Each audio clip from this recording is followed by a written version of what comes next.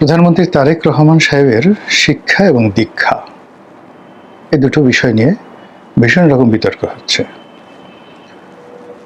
যারা পক্ষের লোক তারা বলার চেষ্টা করছেন যে তিনি দেশ বিদেশ থেকে যে শিক্ষা গ্রহণ করেছেন, দীক্ষা গ্রহণ করেছেন, পরিবার থেকে যে শিক্ষা গ্রহণ করেছেন, এটা কিয়ামত পর্যন্ত কোনো বিশ্ববিদ্যালয় হার্ভার্ড বা কেমব্রিজে পড়ে এটা অর্জন করা সম্ভব হয় না। আর এক পক্ষে বলার চেষ্টা করছেন যে আরে বাবা, পরিবার থেকে তো অনেক কুলাঙ্গার জন্ম নেয়, আর পরিবার থেকে তিনি কি শিক্ষা গ্রহণ করেছেন? পরিবারের মধ্যে তো ওরকম তাকে শিক্ষা দেওয়ার মতো শিক্ষিত লোকজন থাকা লাগবে, পিএইচডি ডিগ্রি হোল্ডার থাকা লাগবে, পরিবারের মধ্যে ওরকম জ্ঞানী গুণী দার্শনিক চিন্তা চেতনাওয়ালা সফল মানুষ থাকতে হবে। তো তার পরিবারের মধ্যে কয়জন কবি আছেন, কয়জন সাহিত্যিক আছেন, কয়জন প্রতিষ্ঠিত শিল্পপতি আছেন, কয়জন রাজনীতিবিদ আছেন? এখন তিনি যে জিনিসটা পেয়েছেন সেটি হলো তার বাবার একটা লিগেসি। কিন্তু তার বাবার কাছ থেকে যদি তিনি সেই শিক্ষাটা গ্রহণ করতেন, তিনিও তো আর্মিতে চান্স পেতেন, তিনিও তো সেই ব্রিটিশ রয়্যাল আর্মি থেকে ডিগ্রি নিয়ে সেনা কর্মকর্তা হতে পারতেন, রাজনীতিবিদ হতে পারতেন। তার মায়ের কাছ থেকে তিনি যদি শিক্ষা গ্রহণ করতেন, তাহলে তার মায়ের যে ক্যারেক্টারিস্টিক্স, যে চরিত্র, ব্যক্তিত্ব, তার যে আভিজাত্য, সেই জিনিসগুলো তার মধ্যে দেখা যেত। তো সেগুলো কি আছে? এই প্রশ্নগুলো আলোচনা হচ্ছে।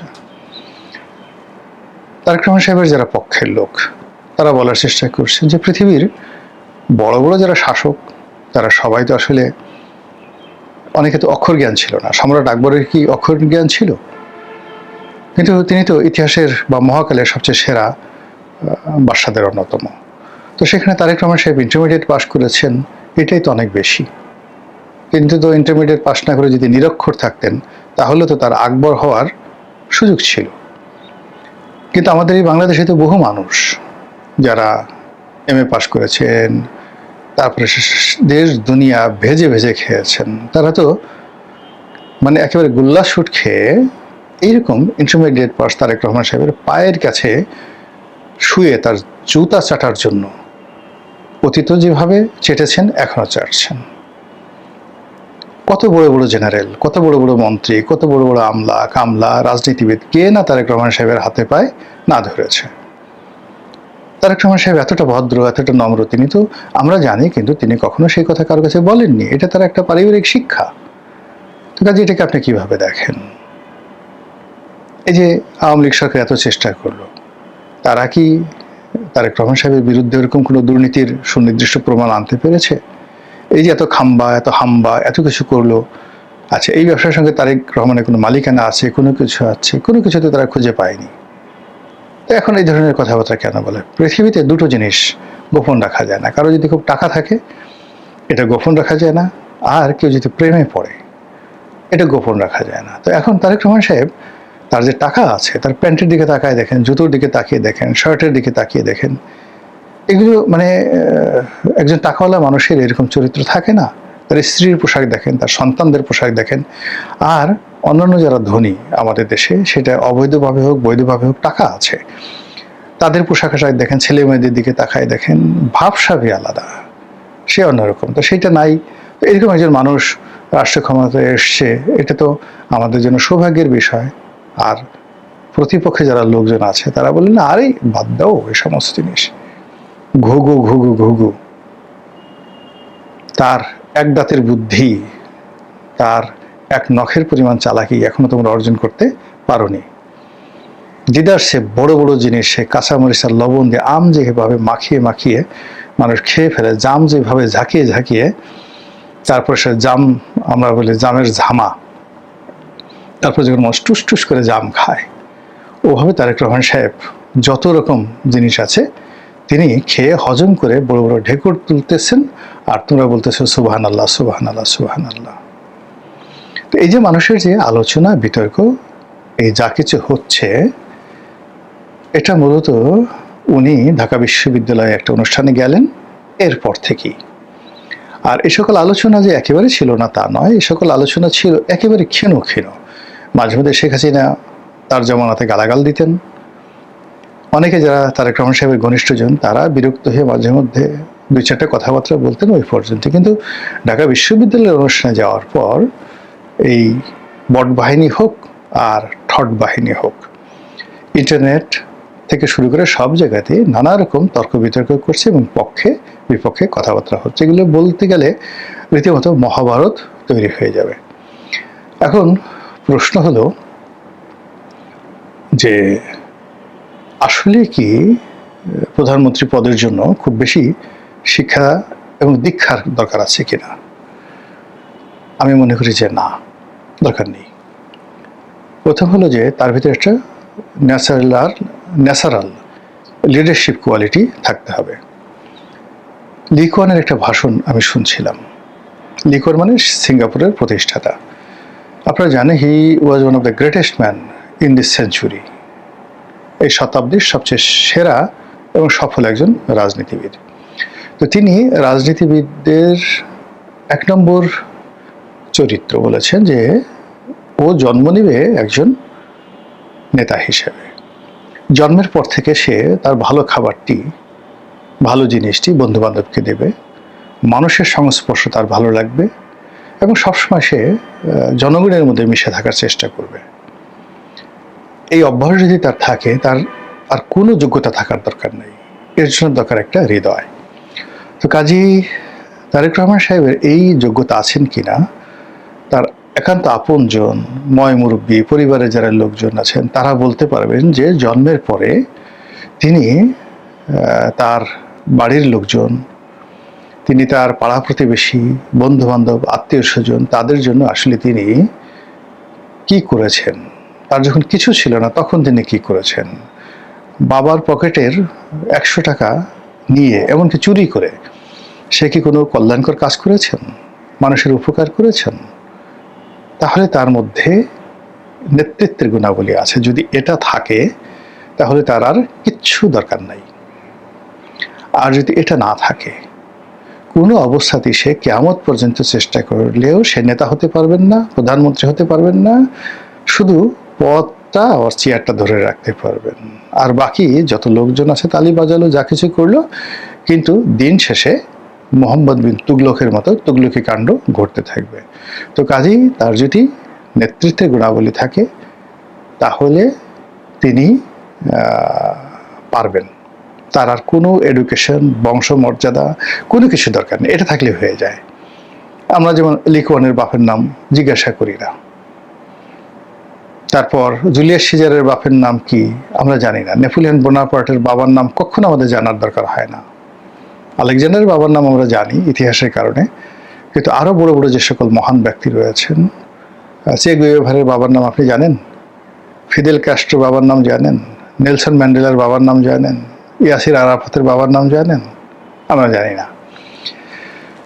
এরকম মহাত্মা গান্ধীর বাবার নাম জানেন? জানেন না। আবুল কালাম আজাদের বাবার নাম আমি জানি না, মাওলানা আবুল কালাম আজাদের বাবার নাম জানি না। তো যখনই কাউকে বাবার নাম বা মায়ের নাম দিয়ে অমুক ইবনে অমুক, ফলানা ইবনে ফলানা আরবিতে বলা হয়, অমুক ইবনে অমুক, তমুক ইবনে তমুক, ইট মিনস তার যোগ্যতা এক ধাপ নিচে নেমে গেল। তারেক রহমান সাহেবের ভিতরে একটা জিনিস আমার খুব ভালো লাগছে, যেটি শেখ হাসিনার মধ্যে ছিল না। তিনি প্রায় সব ক্ষেত্রেই তার পিতার পরিচয় বহন করতেন, শেখ পরিবারের সেই শেখ শব্দটি ব্যবহার করতেন এবং এটা নিয়ে তার পরিবারের মধ্যে বিরোধ ছিল। তো সেই দিক থেকে তারেক রহমান সাহেবের এই পারিবারিক কোনো শেখ, সৈয়দ, মোগল, পাঠান এই শব্দগুলো নেই। দ্বিতীয়ত হলো যে কখনই তিনি আমি বেগম জিয়ার পুত্র বা জিয়াউর রহমান সাহেবের আমি পুত্র এই ধরনের আমিত্ব তার মধ্যে আমি দেখিনি। তৃতীয়ত তার শ্বশুরও ভালো পরিবারের সন্তান, তার দাদারও একটা পরিচয় আছে। তা আমরা যেমন, আমি নিজেও দেখা গেল যে অনেক সময় কথা বলতে গিয়ে নিজের অজান্তে দাদার নাম, মামার নাম, খালুর নাম, এবং তারা হয়তো অনেকে দূর সম্পর্কের, একেবারে কাছে না, কোনো মতে একটু রক্তের সাথে আমার আত্মীয়তা আছে, ব্রিটিশ জমানাতে হয়তো একটা ভালো পদ পদবি ছিল, তো সেটা আমি বলি, সেটা আমি বলে ফেলি নিজের অজান্তে। আমি বহুবার চেষ্টা করেছি যে আমি কথাগুলো বলবো না। এর কারণ হলো যে সে ব্রিটিশ আমলে আমার কোন আত্মীয় ছিল সেটা তো মানুষ জানেও না। আমি নাম আমার মুখে শুনে তারা হয়তো নাম জানতেছে, কিন্তু সবাই তো ধরেই নিচ্ছে যে গোলাম মোল্লা রনি একটা এই পজিশনে আছে, পরিচিত একটা ব্যক্তি, আমার কি দরকার।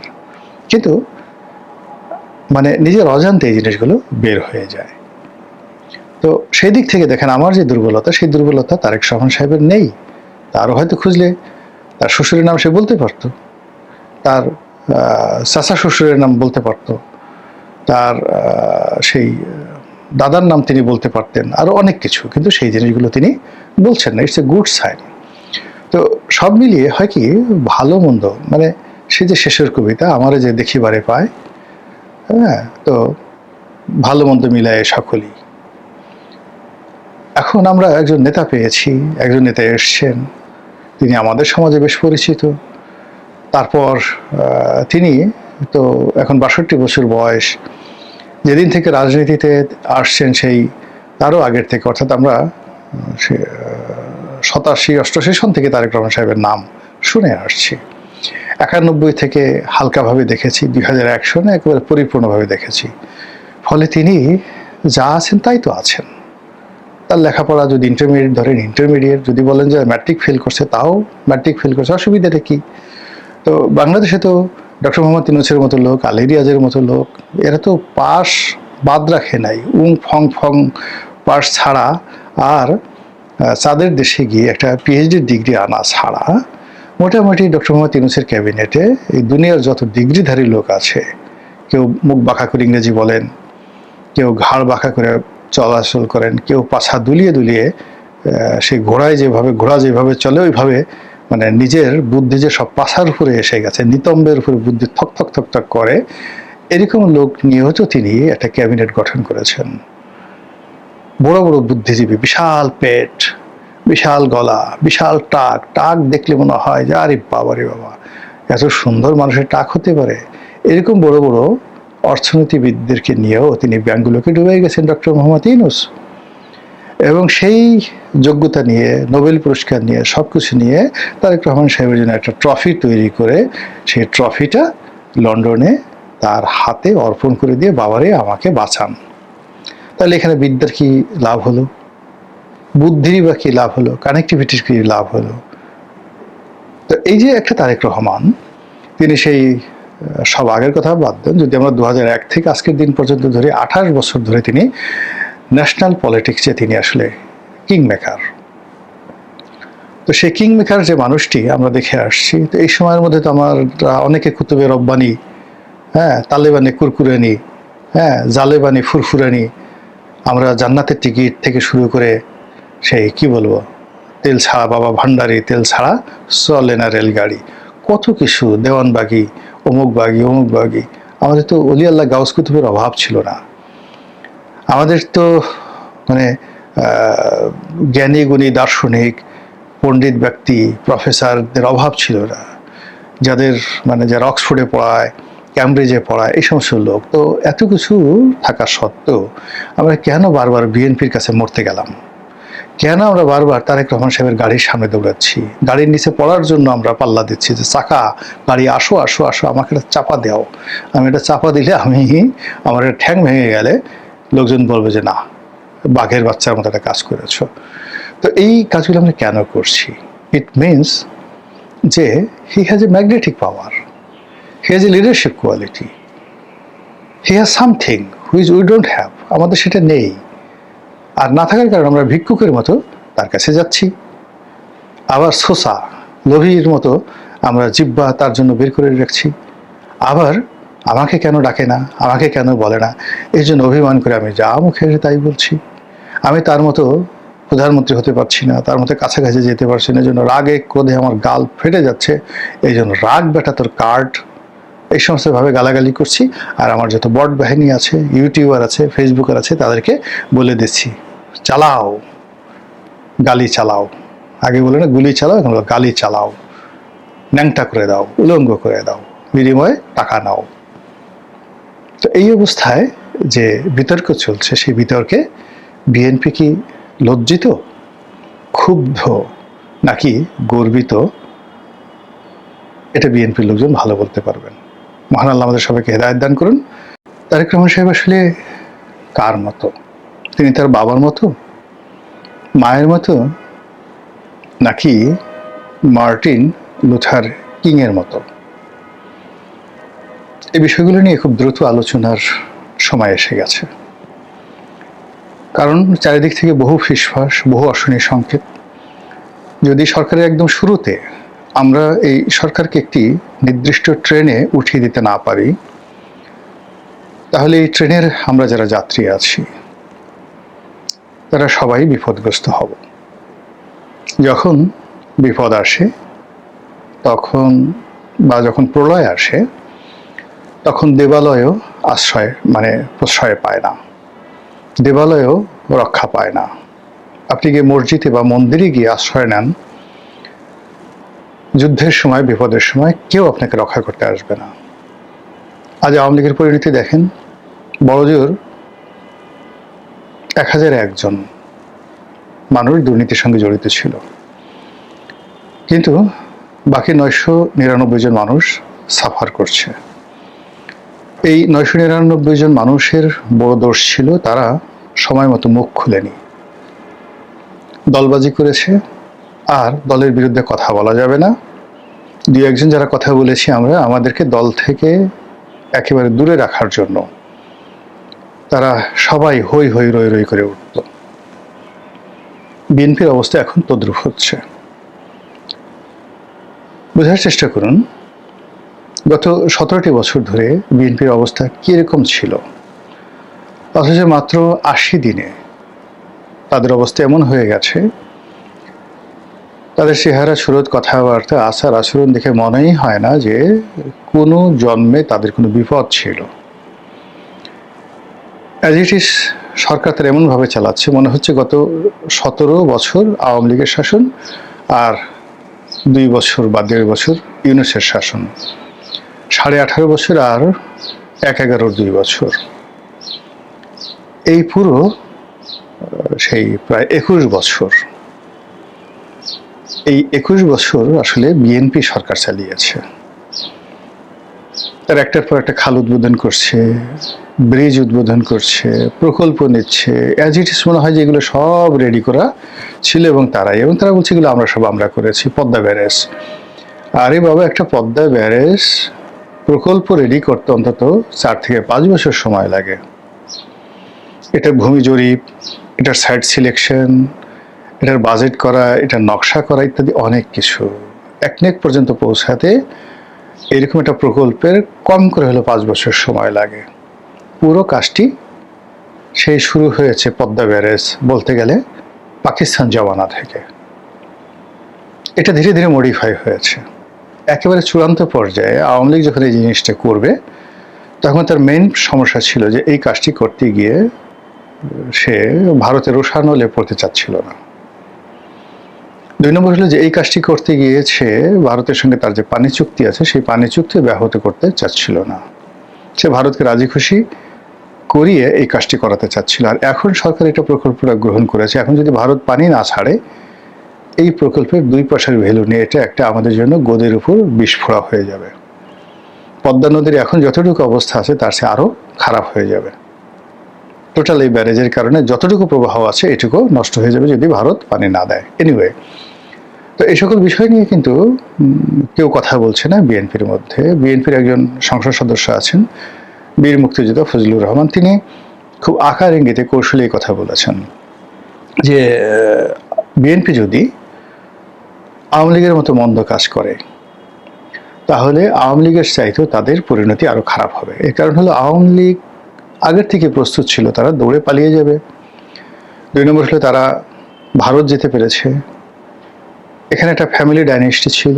ফ্যামিলি ডাইনেস্টি থাকার কারণে শেষ সময় পর্যন্ত শেখ হাসিনা নিজে দাঁড়িয়ে থেকে তার যত কুশীলব আছে সবাইকে তিনি সেফ এক্সিট দিয়েছেন।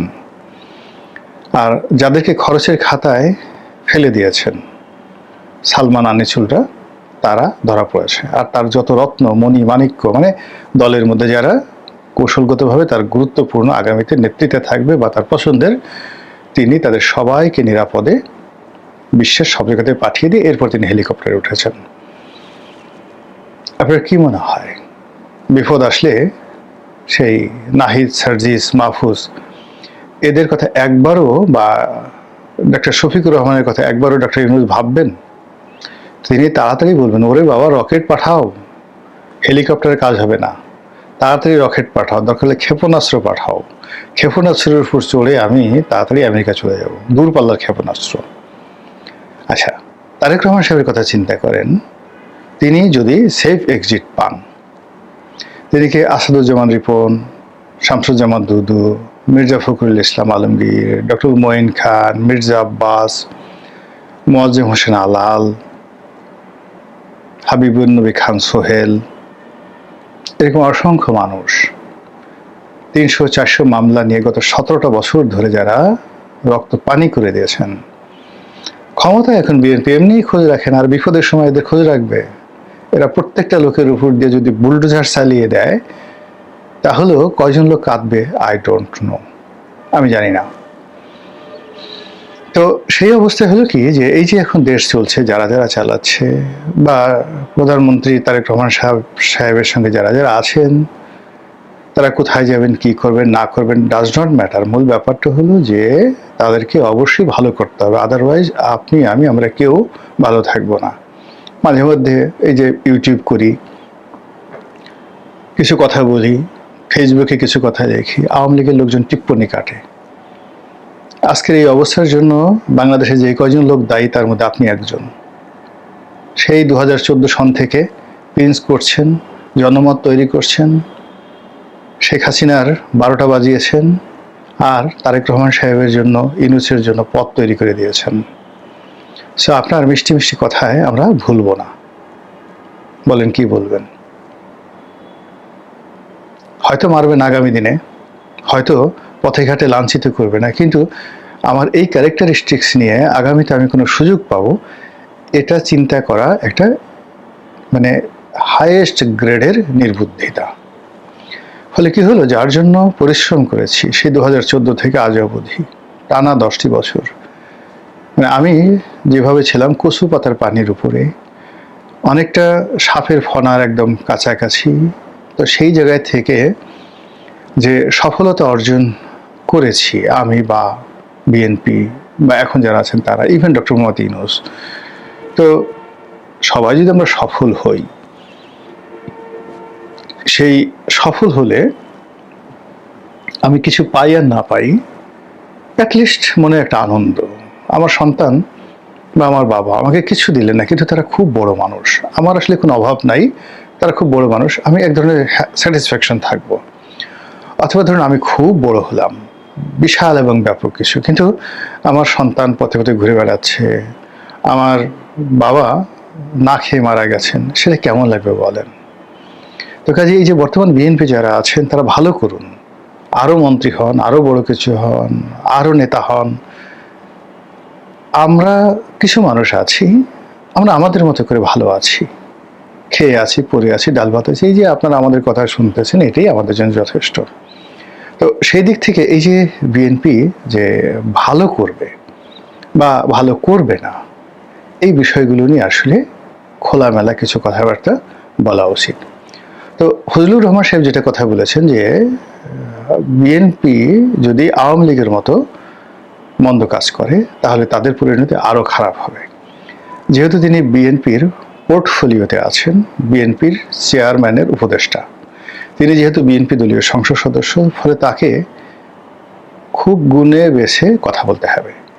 কিন্তু আমার জন্য তো আসলে ওই ধরনের কোনো লিমিট নেই, আমার বিএনপির কোনো সাধারণ সদস্য পদ নেই, আমি বিএনপির কোনো পদ পদবিতে আগামীতে যাওয়ার 1% সম্ভাবনা নাই। এমনকি যদি দলের কেউ বলেনও, অনুরোধও করেন, এখানে শতভাগ নিশ্চিত থাকেন যে এই বয়সে এসে আমি আর নতুন করে দলীয় রাজনীতিতে জড়াবো না।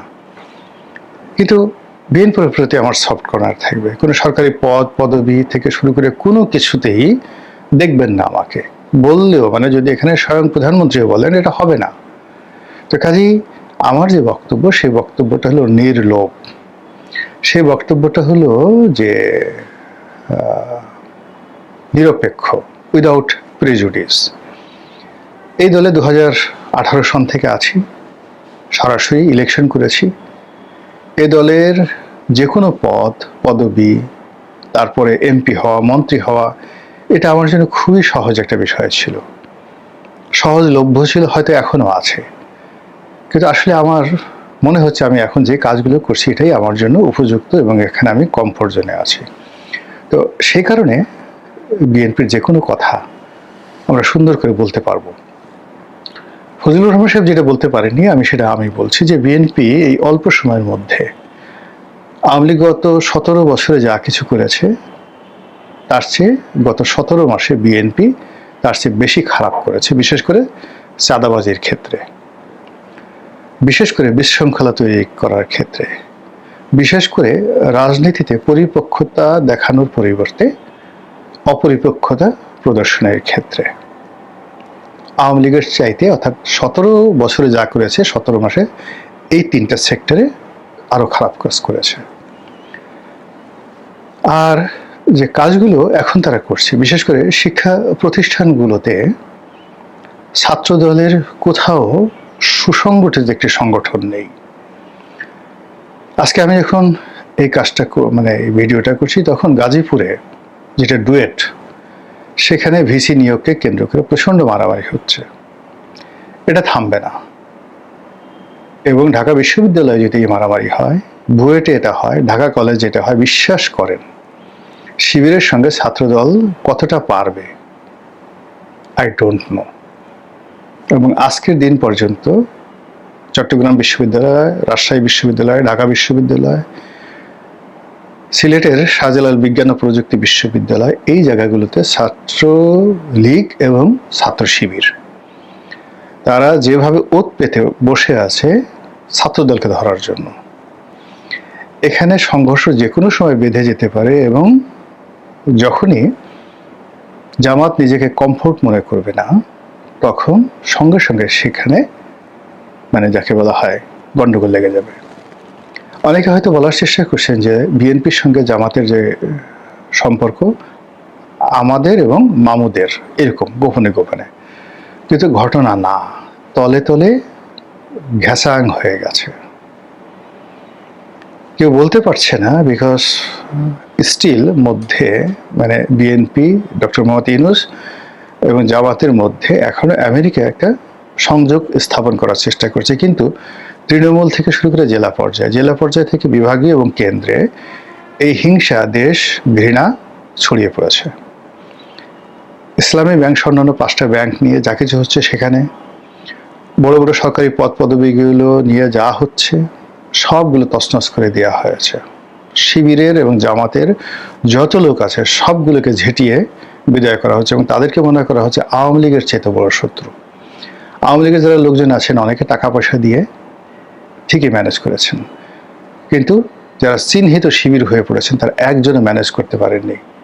অনেক টাকা দিয়ে একজন এসপি গেছেন, শিবিরের একজন এসপি, জামাতের একজন এসপি একটা জেলাতে, কিন্তু অল্প দিন 15 দিনের মাথায় তাকে বদলি করে দেওয়া হয়েছে, ধরা পড়ে গেছে তিনি জামাতের লোক। এরকম ঘটনাগুলো ঘটছে সব জায়গাতে। এগুলো নিয়ে প্রচণ্ড বিরোধ। কিছু কিছু জায়গাতে বাহিনীগুলোর মধ্যে, সেক্রেটারিয়েতে, সরকারি অফিসে এমন অবস্থা হয়ে গেছে যেটা আওয়ামী লীগ জমানাতে এটা ছিল না। আপনি আগে নিয়ন্ত্রণ প্রতিষ্ঠা করেন অ্যাট ফার্স্ট, তারপর দলবাজি করেন। আপনার নিয়ন্ত্রণ নাই, আপনি দলবাজি করলেন। বিরাট একটা সৈন্যবাহিনী, তাদের কাউকে ছিলেন না। কথায় কথায় সেখানে গিয়ে আপনার মামুকে, আপনার খালুকে, আপনার ভাতিজাকে, আপনার ছেলেকে কমান্ডার ইন চিফ বানিয়ে বললেন যাও যুদ্ধ করো। কোনোদিন যুদ্ধ হবে না, আগে বাহিনীটা তৈরি করেন। তো সেই জায়গাটা হয়তো এখন যে কাজটা বিএনপি করছে দলবাজি, এটা আরো 2 বছর পরে করলে ভালো হতো। কিন্তু তা না করে এখন ফার্স্টে আজকের দিনে আমাদের ঢাকা মেট্রোপলিটন কমিশনার লাগবে, সিএমপির কমিশনার লাগবে, গাজীপুর জিএমপির কমিশনার লাগবে, সিলেটের কমিশনার লাগবে, সবগুলো এসপি টেসপি সব লাগবে নিজেদের। ফলে যা হবার তাই আলটিমেটলি হয়ে গেছে। ব্যাংকিং সেক্টর, অ্যাডমিনিস্ট্রেশন, এর বাইরে বিভিন্ন সেই বিশ্ববিদ্যালয়ে ভিসি নিয়োগ করা, প্রক্টর নিয়োগ করা, তারপর সেই যে ছাত্র সংগঠনের দাপট দেখানো, এই কাজগুলো কোনো রকম প্রস্তুতি ছাড়া, কোনো রকম গ্রাউন্ড ওয়ার্ক ছাড়া তারা শুরু করে দিয়েছে। ধরুন কুষ্টিয়া বিশ্ববিদ্যালয়, চট্টগ্রাম বিশ্ববিদ্যালয়, কুষ্টিয়া মানে ইসলামী বিশ্ববিদ্যালয়, এখানে তো আসলে অ্যাবসলিউটলি জামাত শিবিরের আধিপত্য। 3টা বিশ্ববিদ্যালয়, একেবারে 4টে বিশ্ববিদ্যালয়, শাহজালাল বিজ্ঞান প্রযুক্তি, রাজশাহী বিশ্ববিদ্যালয়, তারপর এই যে কুষ্টিয়াতে ইসলামী বিশ্ববিদ্যালয় এবং চট্টগ্রাম বিশ্ববিদ্যালয়। এখানে যে কোনোভাবে রেজিমেন্টাল ফোর্সের সাথে লড়াই করার, ফাইট করার শক্তি জামাত শিবিরের আছে। তো সেখানে আপনি ভিসি নিয়োগ দিবেন, সেখানে আপনি প্রক্টর নিয়োগ দিবেন, আপনার ভিসি প্রক্টরের অবস্থা, তাদের জীবনে তো টানাটানি লেগে যাবে আর কদিন পরে। এবং 1, 2, 3টা জায়গাতে যে তখন ভিসিরা মার খাবেন, প্রক্টররা মার খাবেন, এগুলো তো এখন ডাল ভাত হয়ে গেছে। ভিসি মারা, প্রক্টর মারা, এগুলো তো এখন একটা গর্বের বিষয় হয়ে গেছে। গালে 2টা চল বসাই দিল। এই যে কাজগুলো হয়েছে, এই কাজগুলো আওয়ামী লীগের সাথে আরও খারাপ অবস্থায় চলে গেছে। এরপর হলো টাকা খরচ।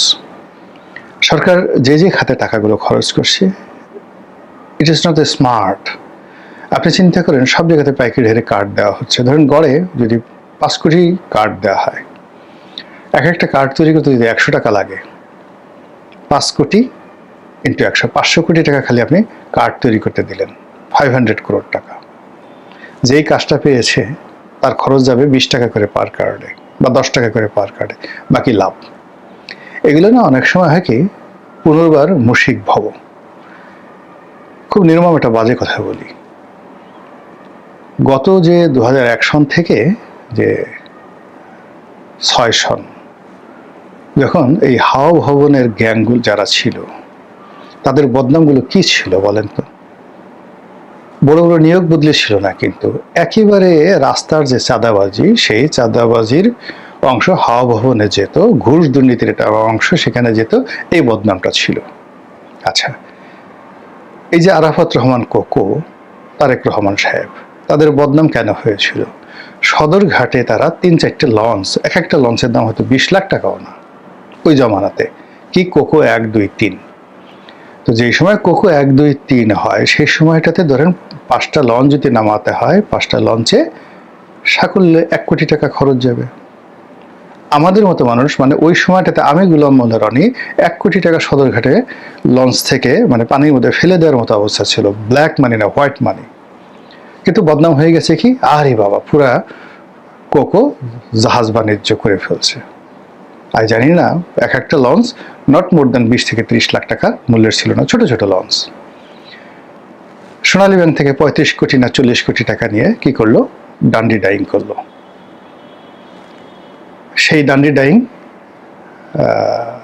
কোথায়? কম্পোজিট, 1 কম্পোজিট কোথায়? এরপরে কি করলো, মার্শাল ডিস্টিলারিজ করলো। মার্শাল ডিস্টিলারিজ করলো, সেখানে মদ তৈরি হবে। সব জায়গায় বদনাম শুরু হয়ে গেল যে এই সরকারি যারা লোকজন, তারেক রহমান সাহেব, এরা মদের ব্যবসা করতেছে। আচ্ছা বলেন তো, আর লাগে? আচ্ছা, গন্ডগোল লাগলো, বলেন তো, মাহিবি চৌধুরী এবং বি চৌধুরী, বদরুদ্দোজা চৌধুরী, তাদের সাথে আসলে সম্পর্কটা নষ্ট হলো কেন? নষ্ট হলো এই যে ঢাকা শহরে যে এই যে বিল বোর্ডগুলো আছে না, এই বিল বোর্ডের ব্যবসা নিয়ে, বিটিভির যে বিজ্ঞাপন ব্যবসা নিয়ে, এই ব্যবসা নিয়ে কোকোর সাথে, মাহিবি চৌধুরীর সাথে, বা হাওয়া ভবনের কোনো গুরুত্বপূর্ণ ব্যক্তির সাথে, বা কোকোর কোনো বন্ধুর সাথে মাহিবি চৌধুরীর দূরত্ব, এটাই আমরা শুনেছি। বলেন তো, এই যে রাস্তায় কে বিলবোর্ডটা নেবে, সাইনবোর্ডটা নেবে? এরপরে হঠাৎ করে ঢাকা সিটি কর্পোরেশনের সৌন্দর্য বর্ধনের কাজ কে করতেছে? সব জায়গাতে নাম হয়ে গেল কোকো করতেছে, কোকো করতেছে, তারেক জিয়া করতেছে। সত্য মিথ্যা আমরা কিছু জানি না, কিন্তু পুরো রোড ঘাট, রাস্তা বড় হচ্ছে, এখানে কটা গাছ লাগানো হচ্ছে, ই হচ্ছে। কয়টা টাকা? এইগুলো কেউ করে? কোনো প্রয়োজন নাই। সরকারের এত সুন্দর সুন্দর প্রকল্প আছে, যেখান থেকে যে ধরুন শেখ হাসিনার লোকজন হাজার কোটি টাকা নিয়ে গেছে, কেউ টের পায়নি। তো অথচ আপনি 10 কোটি টাকা, 20 কোটি টাকা লাভের জন্য কি বদনাম। ক্লাব পাড়াগুলোতে জুয়া খেলা চলতো, ওখানে সে ব্রাদার্স ক্লাব, বিভিন্ন ক্লাব, এবং সেখানে একটা গ্রুপই গড়ে উঠেছিল ওই সময়টাতে। এখন এইবার এসে দেখেন যে কাজগুলো হচ্ছে, কাঠ বানাতে হবে, খাল কাটতে হবে, যে দেখেন খাল কাটা নিয়ে কি হচ্ছে। ফলে এইগুলোর যে জাস্ট শুরু হলো তো মাত্র 70-80 দিন, আপনি 3 মাস 4 মাস যেতে দেন, 6 মাস যেতে দেন, এই অক্টোবর নভেম্বরের মধ্যে দেখবেন যে এইগুলোর দুর্গন্ধ কিভাবে ছড়ায়। জামাত এখন যে ভাষায় কথা বলছে, এনসিপি যে ভাষায় কথা বলছে, নাসিরুদ্দিন পাটোয়ারিরা যে ভাষায় কথা বলছে, এমনকি একসময় যারা মানে জনাব তারেক রহমান সাহেবের ব্যাপারে যাকে বলে জীবন দিয়ে দিত, সেই আমতারেক তো একটা সময় পিনাকির পক্ষে কথা বলতো, একসময় জামাতের পক্ষে কথা বলতো, আবার বিএনপির পক্ষে কথা বলা শুরু করেছে। কিন্তু এখন আপনি গিয়ে দেখেন আমতারেক ইজ নট হ্যাপি। এরকম মানুষের মুখ আপনি বন্ধ করতে পারবেন না। তো এর ফলে কি হচ্ছে, সরকার দ্রুত জনপ্রিয়তা হারিয়ে ফেলবে, সরকার দ্রুত বদনামের শিকার হয়ে পড়বে। আর আমাদের দেশে ভালো কাজ করে জীবনে কেউ রিওয়ার্ডেড হয়েছে, নট লাইক দ্যাট। আবার মন্দ কাজ করে মানুষ শাস্তি পেয়েছে, সেটাও বলা যাচ্ছে না। একটা মধ্যপন্থা অবলম্বন করতে হয়।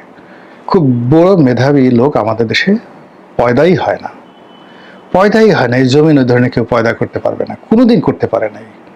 আমাদের দেশে যারা লোকজন আছে, আমরা সেই কামার কুমার জেলে একেবারে সাধারণ মানুষ অন অ্যাভারেজ। তো এদের মধ্যে কেউ হয়তো একটু 19-20 একটু বেশি, সেই নেতা হবে, সেই চেয়ারম্যান হবে, মেম্বার হবে, এমপি হবে, মন্ত্রী হবে, এরাই হবে। তো সেই দিক থেকে এখন যারা আছেন, তারা যদি মনে করেন যে তারা মানে মঙ্গল গ্রহ থেকে আসছেন, তাদের জ্ঞান গরিমা শক্তি সমতা অনেক বেশি, নো। আপনারা আমাদেরই মতো অন অ্যাভারেজে you have got the opportunity and I have not gotten the opportunity. আমি পাইনি, আপনি পেয়েছেন, এই যে ডিফারেন্স। কাজেই সতর্ক হন, সময়কে ব্যবহার করুন, আমাদেরকে শান্তি দিন, স্বস্তি দিন, এবং আপনারাও শান্তিতে থাকুন, স্বস্তিতে থাকুন। আসসালামু আলাইকুম রহমতুল্লাহি ওয়া বারাকাতুহু।